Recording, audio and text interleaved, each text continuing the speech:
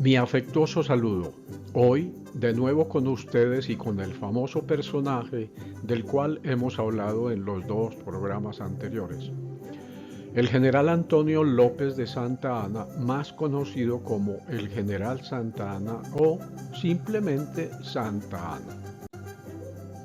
En el capítulo anterior nos referimos al papel de Santa Anna en la gran pérdida de territorio mexicano a mediados del siglo XIX. Conocimos una historia relacionada con su prótesis, tan famosa como la pierna misma a la cual reemplazó. Además supimos que al mismísimo general Santa Anna le debemos la existencia de una golosina apreciada y disfrutada en todo el mundo, el chicle o goma de mascar. Para seguir sorprendiéndonos haré referencia a la historia que podría ser bautizada como el beso libertario del general Santa Anna. El 1 de mayo de 1835, el general, siendo presidente de la nación, hizo escala en la ciudad de Aguascalientes en un viaje con destino final Zacatecas. Junto a 3.000 hombres tenía el propósito de sofocar una rebelión en contra de su gobierno por parte del gobernador zacatecano Francisco García Salinas. Para ese momento, Aguascalientes era un territorio perteneciente a la región de Zacatecas y sus habitantes deseaban desde hacía mucho tiempo que su ciudad se independizara del yugo zacatecano. Se cuenta que el pueblo de Aguascalientes esperaba con ansias la llegada del presidente y para brindarle una cálida bienvenida llenaron con flores y festones de papel picado las calles por donde pasaría Santa Anna. Ese día el general pernoctaría en la casa de una familia de abolengo. Se trataba de la residencia de don Pedro García Rojas, un distinguido e influyente habitante de esa ciudad, y su esposa doña Luisa Fernández Villa de García Rojas. Durante la cena, los anfitriones escucharon atentos las historias que el presidente les contaba, hasta que entre tema y tema, doña Luisa comenzó a relatarle a Santa Anna acerca de la falta de empleos y de escuelas, y de cómo la administración de Zacatecas se quedaba con gran parte de los impuestos recaudados en Aguascalientes. Cuando doña Luisa ya casi terminaba su relato, un empleado llegó al comedor a buscar a don Pedro para que atendiera un asunto urgente a la entrada de la mansión. Don Pedro se disculpó y salió. Doña Luisa, reanudando su plática, le dijo: Aguascalientes busca ser independiente. Basta que usted lo quiera, general, que en este pueblo todos lo anhelamos. Llegaríamos hasta el sacrificio para obtenerlo. ¿De veras hasta el sacrificio?, le contestó Santa Anna tomándole la mano a doña Luisa. Hasta el sacrificio, general, le recalcó doña Luisa. López de Santa Anna, deslumbrado por la belleza y la pasión de doña Luisa al hablar, acercó sus labios a los de la señora y le dio un prolongado e impetuoso beso que solo fue interrumpido por los pasos de don Pedro, quien se acercaba por un pasillo de regreso al comedor. Al entrar don Pedro a la escena, doña Luisa se acercó a él y le dijo emocionada: Por fin Aguascalientes es independiente. Y girando su cabeza hacia Santa Anna dijo: ¿Verdad, general? El presidente asintió con la cabeza y contestó: verdad es. 3 semanas después, el 23 de mayo de 1835, se expidió un decreto declarando la independencia de Aguascalientes y nombrando a don Pedro García Rojas como su primer gobernador. En el Palacio de Aguascalientes hay 5 murales creados por el pintor chileno Osvaldo Barra Cunningham, los cuales muestran sucesos trascendentales del país y en particular de la ciudad y del estado. En el mural central está representada la escena del famoso beso libertario. Aún más, en el escudo del estado de Aguascalientes podremos ver debajo de una cadena unos labios rojos. Ese símbolo es la representación del beso que protagonizaron Santa Ana y Doña Luisa. Las peleas de gallos fueron algo supremamente común en México. Hace algunas décadas había palenques o galleras en todas las poblaciones, por pequeñas que ellas fueran. No había campesino que no tuviera un gallito y que lo apostara en la primera oportunidad que se le presentara. Una de las facetas más curiosas y arraigadas en la vida del general Santa Anna fue su profunda y vitalicia pasión por las peleas de gallos.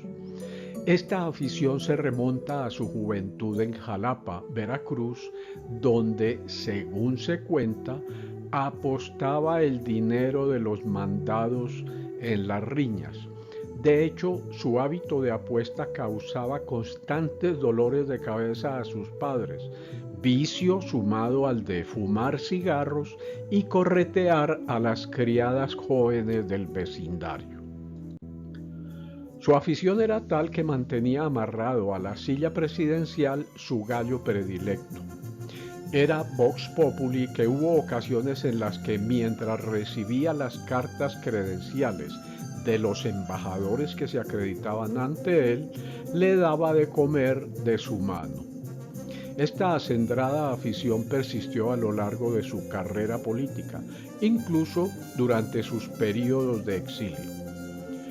La dedicación de Santa Anna a este pasatiempo se reflejaba en las lujosas instalaciones que poseía para las peleas de gallos. Su gallera era un verdadero palacete con canceles de caoba para proteger a sus príncipes emplumados de los resfriados, equipada incluso con una canaleta para filtrarles agua caliente y tapetes de lona acolchados con barbas de macho cabrío para proteger sus espolones. Las peleas de gallos servían como una arena social única para Santa Anna, ofreciendo un marcado contraste con la formalidad de la vida política. En los palenques o galleras gozaba de un inmenso crédito y era tratado con una familiaridad que trascendía las jerarquías sociales. Saludaba a la multitud entusiasta como un torero, mezclándose libremente con personas del común y aristócratas por igual, considerando la ventaja de dejar de lado las jerarquías ocasionalmente. Santa Anna expresaba que este ambiente, donde el pulque, la bebida embriagante autóctona de México, fluía libremente, le proporcionaba en una sola tarde más satisfacción que todo un año de gobierno. Se cuenta que las derrotas de sus gallos favoritos le dolían más que las derrotas de sus compatriotas en la lucha contra los odiados yanquis. Y por supuesto que Santa Anna era un gran apostador. Fueron famosos los retos que se hacían él y el estadounidense Nick Arrington de Carolina del Norte. Uno de ellos, en el año de 1833, se realizó en la frontera y contó con la participación de cerca de 600 gallos de propiedad de los dos participantes. El evento fue registrado en periódicos y quedó reseñado en un libro, mencionando que fue uno de los compromisos más grandes que se hayan jugado en el hemisferio oeste y probablemente en el mundo. Se dice que la cantidad exacta de dinero por el que jugaron nunca se reveló para prevenir que los bandidos lo supieran e intentaran asaltarlos.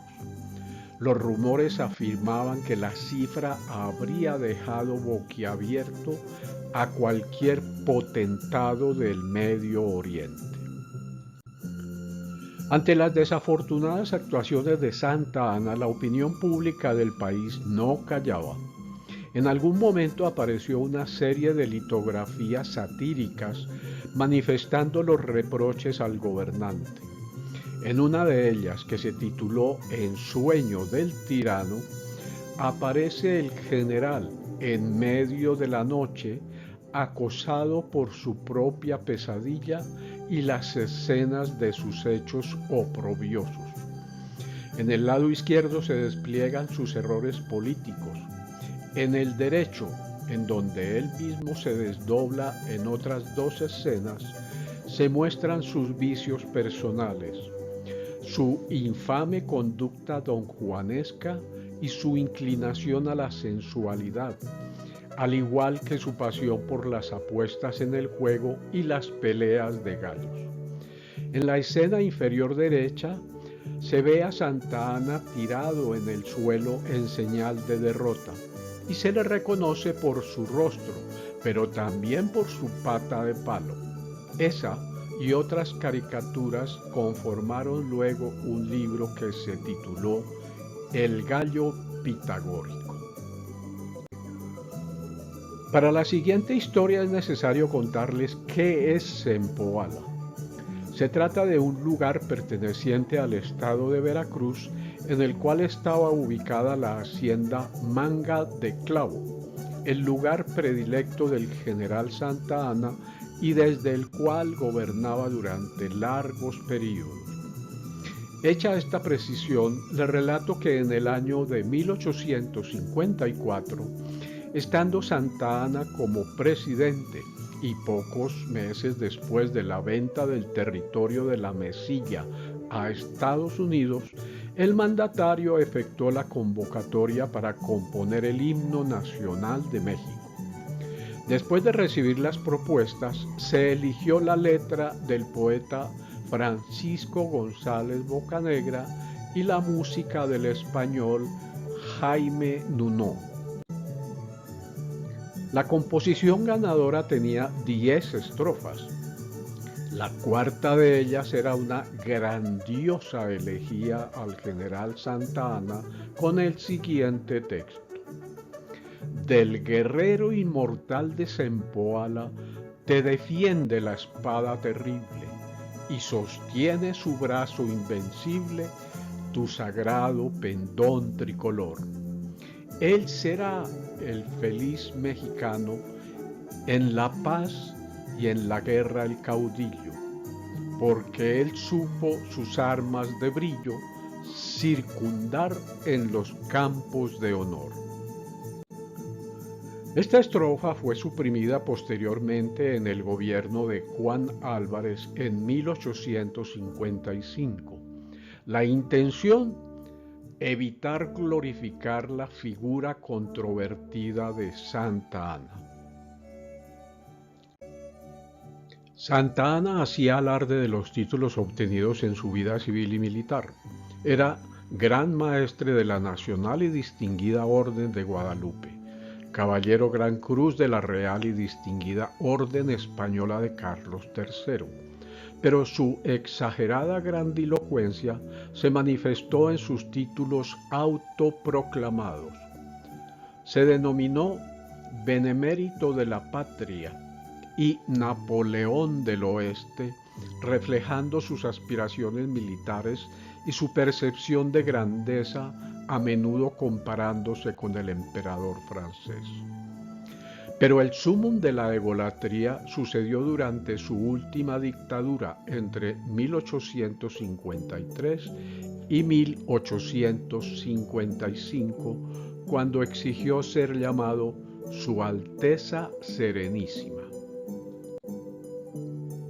Mientras tanto, en el ambiente cotidiano de la población del común se le llamaba el presidente ausente, el cojo o el 15 uñas. Este último apodo con un sentido explícito por faltarle las 5 uñas de la pierna amputada, pero también con una carga crítica implícita e implacable, pues se hacía referencia a su interés en tomar para sí dineros que pertenecían a la nación. Las singulares anécdotas del general Santa Anna aún no terminan. Los invito a estar atentos al cuarto capítulo de esta serie. Hasta entonces y muchas gracias por su atención.